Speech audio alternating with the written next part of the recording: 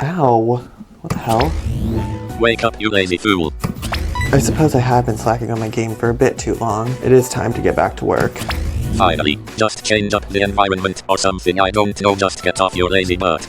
Right now the environment looks great, as long as you don't explore too much. Eventually there needs to be an entire world to explore, so this just won't cut it. Today I want to add walls around the first area and create an entrance to a second cave area that will have a completely different aesthetic. There's a lot to do, so we better get started.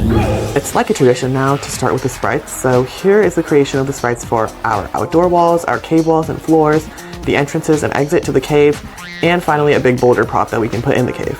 Splendid. Now to let up Unity. It's good to be back!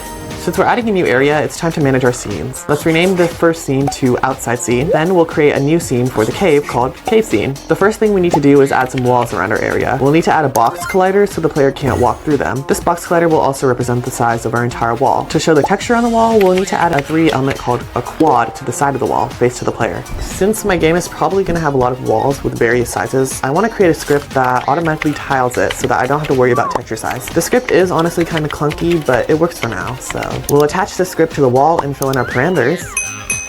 Now we have to create the materials from our sprite textures. There's a few for the outside wall, so we'll put each sprite to its own material. Now we can add the material to the face of the wall.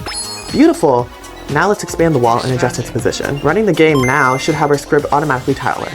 Perfect! It's time to add more detail to our walls. We'll move them closer and add new layers to give different textures. The tiling stays in the editor as well. If we test the game now, we can see this tall wall blocking us from escaping. Let's finish and add 3 more walls to fully enclose this area. How wonderful. Next we'll add a sprite renderer to the entrance of the cave area and give it its own collider to trigger a scene swap. Adjusting. Let's now quickly set up the second scene, the cave. It's pretty much the same as setting up the first one, so I'll just speed it up for you guys. I just used the cave and the boulder sprites that we created before.